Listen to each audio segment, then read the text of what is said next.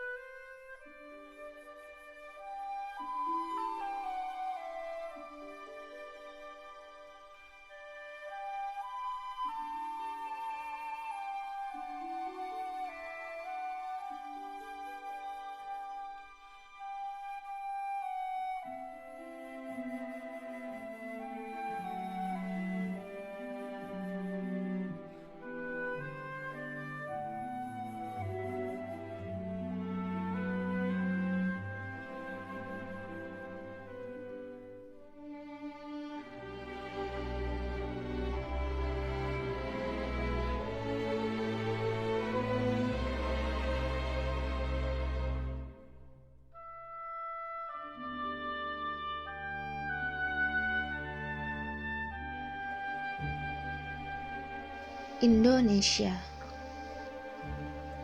terhampar ribuan pulau, di mana banyak kehidupan. Tempat kita berbagi bahagia, tempat kita lahir, yang akan selalu terngiang di ingatanku selalu.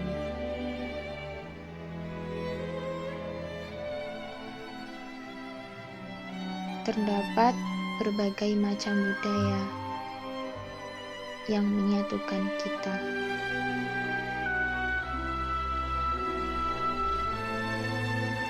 Satu, Indonesia. Cagar budaya yang indah yang terhampar dari Sabang hingga Merauke.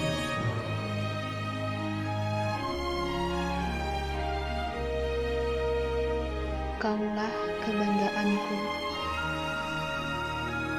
kaulah jati diriku.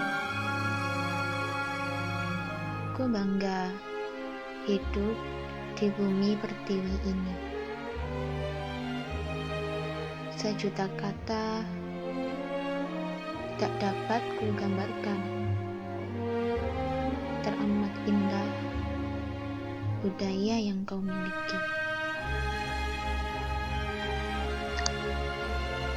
Ku cinta kau, Indonesiaku.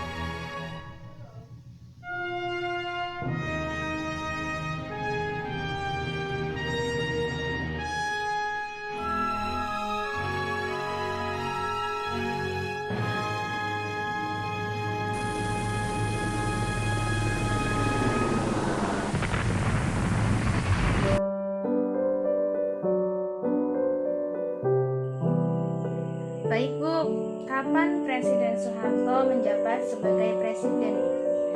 Jenderal Soeharto ditetapkan sebagai pejabat presiden pada 12 Maret 1967 setelah pertanggungjawaban Presiden Soekarno ditolak MPRS. Kemudian Soeharto menjadi presiden sesuai hasil sidang umum MPRS pada 27 Maret 1968. Lalu berapa lama masa jabatan Presiden Soeharto?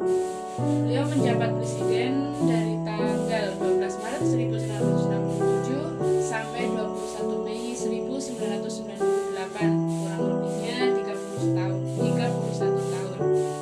Terus bisa diceritakan Bu peristiwa di balik turunnya jabatan Presiden Soeharto? Presiden kedua Republik Indonesia ini, yaitu Soeharto, lengser pada 21 Mei 1998 usai demonstrasi terus merebak. 22 tahun berlalu, akhir cerita penguasa Orde Baru ini tercatat rapi dalam sejarah Indonesia. Dan setelah dengan sungguh-sungguh memperhatikan pandangan pimpinan Dewan Perwakilan Rakyat dan pimpinan fraksi-fraksi yang ada di dalamnya, saya memutuskan untuk menyatakan berhenti dari jabatan saya sebagai Presiden Republik Indonesia terhitung sejak saya bacakan pernyataan ini pada hari ini, Kamis 21 Mei 1998.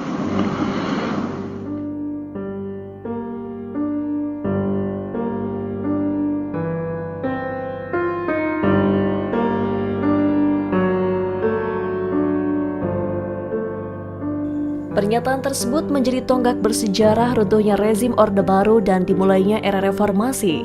Soeharto menyatakan mundur sebagai presiden setelah didera berbagai persoalan pelik. Krisis politik dan ekonomi dalam 6-12 bulan sebelumnya menjadi pemicu kejatuhan The Smiling General itu. 2 hari sebelum mengundurkan diri, Soeharto tampak murung. Kegundahan dan kegelisahan tak bisa disembunyikan dari raut wajahnya yang keriput dimakan usia. Gelombang demo mahasiswa pun terus menuntut Soeharto untuk lengser.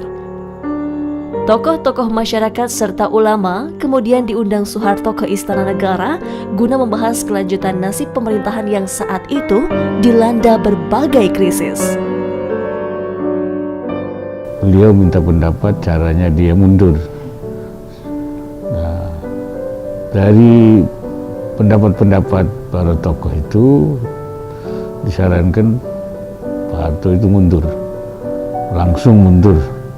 Tapi beberapa tokoh termasuk saya, sebaiknya Pak Harto mundur dengan landing gitu, supaya tidak terjadi dendam politik, ya, supaya beliau turun dengan nyaman, tidak ada permusuhan. Berita lengsernya Soeharto pun disambut oleh hiruk pikuk kegembiraan dari masyarakat. Namun terlepas dari segala kontroversinya, tetap ada pula rakyat yang tetap mengenang Soeharto sebagai pemimpin yang berjasa pada negeri ini.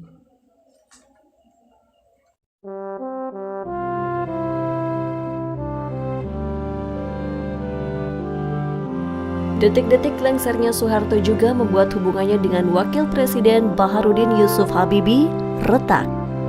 Soeharto meragukan kemampuan Habibie yang bakal didapuk menjadi penggantinya. Tahu diragukan kemampuannya, Habibie pun meradang dan langsung menemui Soeharto di Cendana hingga sebuah umpatan keluar dari mulutnya.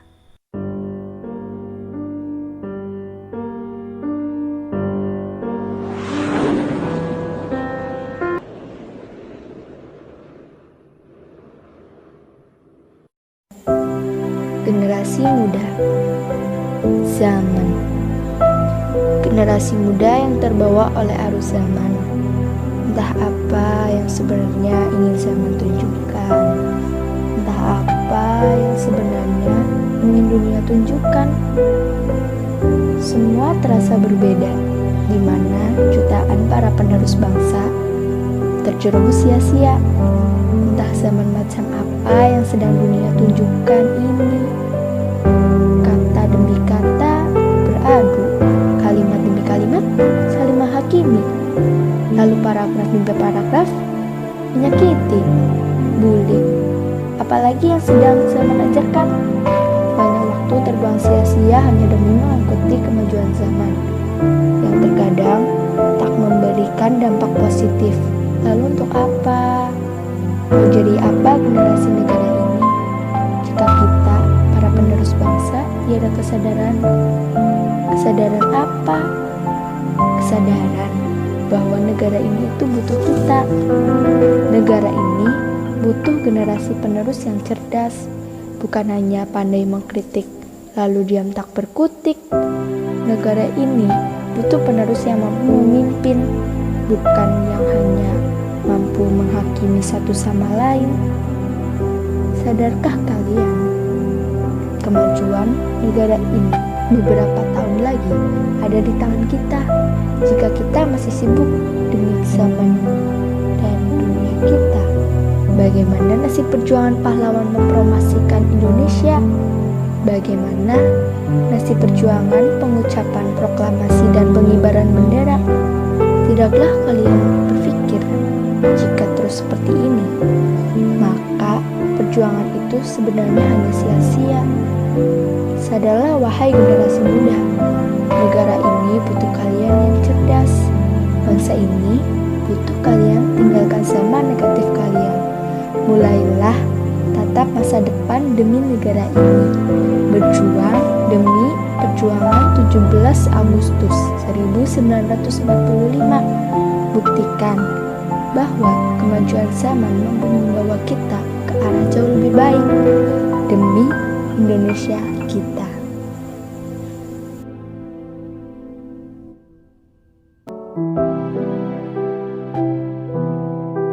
Pesan untuk generasi muda saat ini, hendaklah kalian senantiasa menjaga integritas bangsa.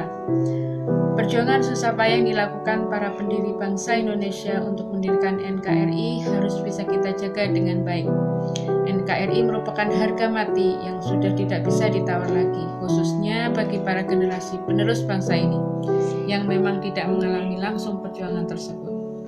Dalam era digital seperti sekarang ini, perputaran informasi ataupun berita menjadi sangat cepat dan sering dipakai untuk tujuan memecah belah bangsa kita. Banyak sekali beredar informasi yang bersifat hoaks dan kontras yang merugikan kita, sehingga generasi muda harus mampu menyaring mana informasi yang benar dan mana yang menyesatkan. Sekali lagi, generasi muda sebagai penerus bangsa Indonesia wajib meneruskan amanah dari pendiri bangsa ini untuk tetap menjaga persatuan dan kesatuan bangsa Indonesia dalam bingkai NKRI.